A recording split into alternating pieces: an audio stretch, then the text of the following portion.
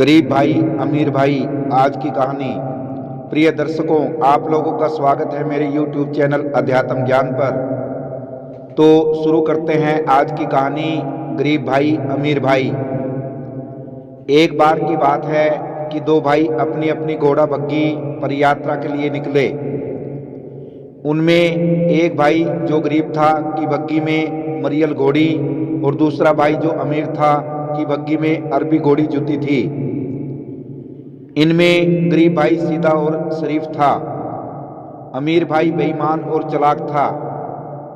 चलते चलते रात हो गई तो वे एक जगह आराम करने के लिए रुक गए। रात को गरीब भाई की घोड़ी ने एक बच्चे को जन्म दिया।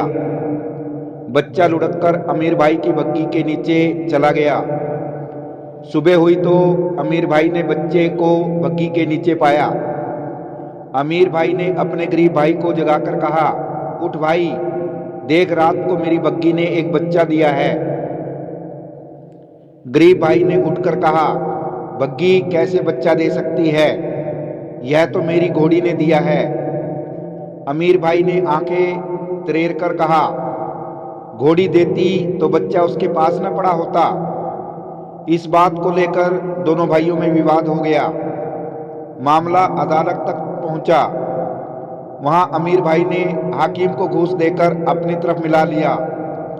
अतः अदालत ने फैसला अमीर भाई के पक्ष में सुनाया।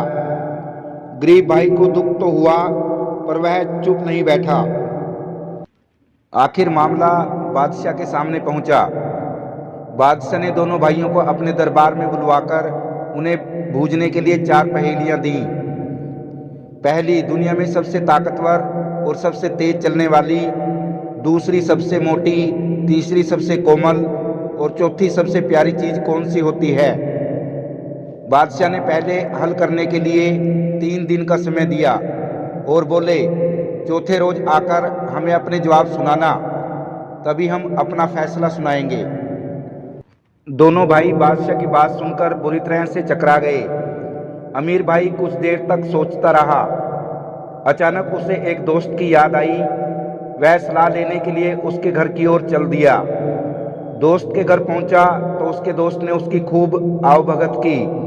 फिर पूछा, इतने उदास क्यों हो दोस्त? क्या बताऊं, बादशाह ने मुझे 4 पहेलियां बूझने को दी हैं और समय दिया है केवल 3 दिन का। अमीर भाई ने उदास स्वर में कहा, मुझे बताओ कौन सी पहेलियां हैं।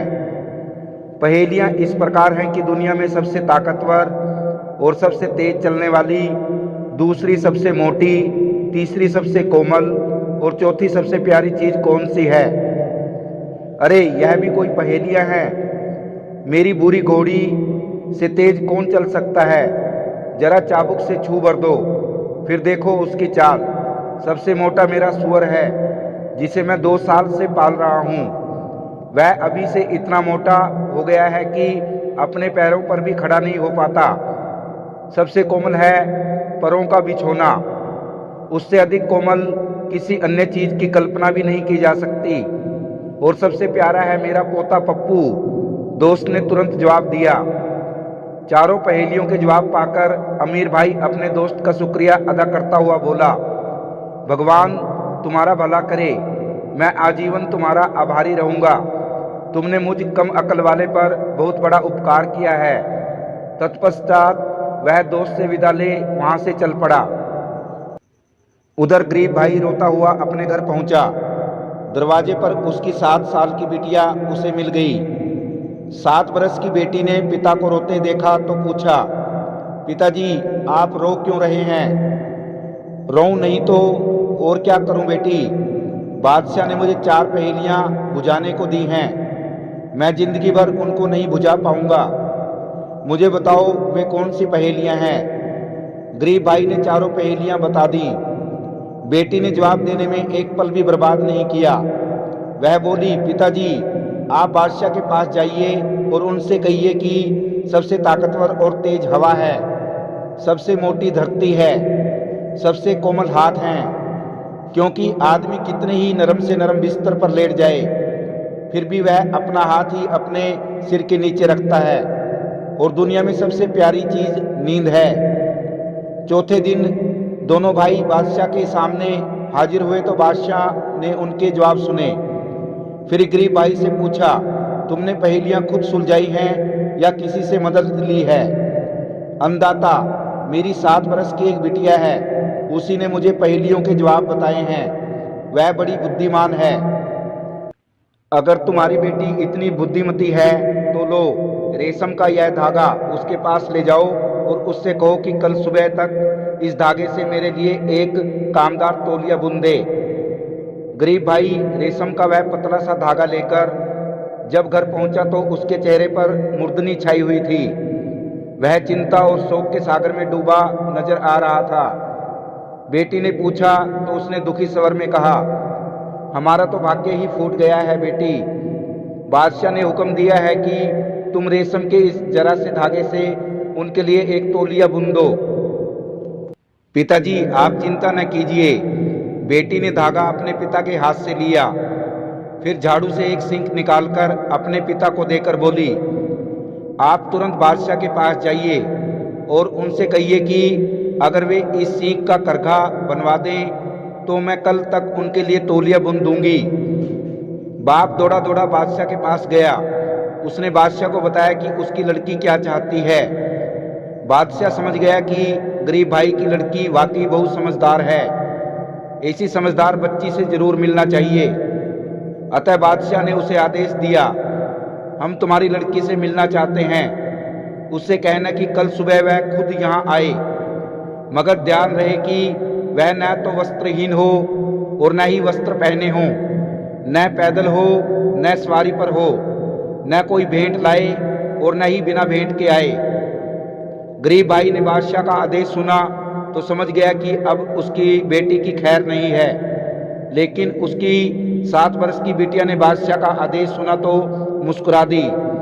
फिर बोली, दुखी ना होइए पिताजी, जरा शिकारियों के पास जाकर उनसे मेरे लिए एक जाल, एक जिंदा खरगोश और एक जिंदा तितर खरीद लाइए। बाप गया और एक जाल, एक खरगोश और एक तितर खरीद लाया।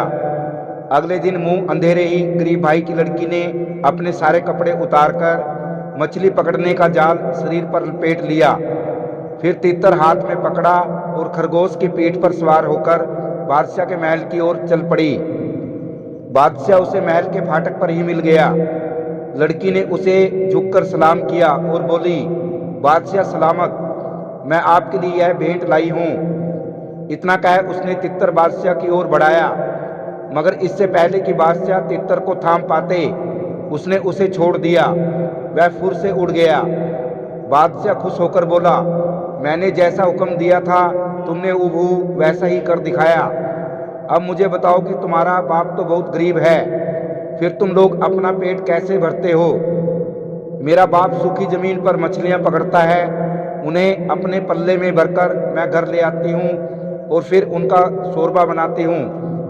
मूर्ख लड़की, सूखी जमीन पर मछलियां कैसे रह सकती हैं? बादशाह गुस्से से बोला, अगर सूखी जमीन पर मछलियां नहीं रह सकती तो बग्गी भला बच्चा कैसे पैदा कर सकती है? लड़की ने तुरंत जवाब दिया, क्या आप बुद्धिमान होकर इतना भी नहीं जानते हैं? बादशाह लड़की की बुद्धिमत्ता पर बहुत खुश हुआ। उसने बच्चा गरीब भाई को सौंप दिया और अमीर भाई को जेल में भेज दिया। इसी के साथ उसने गरीब भाई की बेटी को ढेर सारा इनाम भी दिया। इसके बाद गरीब भाई के दिन सुख से बीतने लगे। शिक्षा, किसी भी समस्या का समाधान चिंता करने से नहीं वरन विवेक से कार्य करने पर होता है। प्रिय दर्शकों, यदि ये कहानी आप लोगों को पसंद आई हो तो वीडियो को शेयर करना और चैनल को सब्सक्राइब करना। जय सिया राम, जय श्री कृष्णा।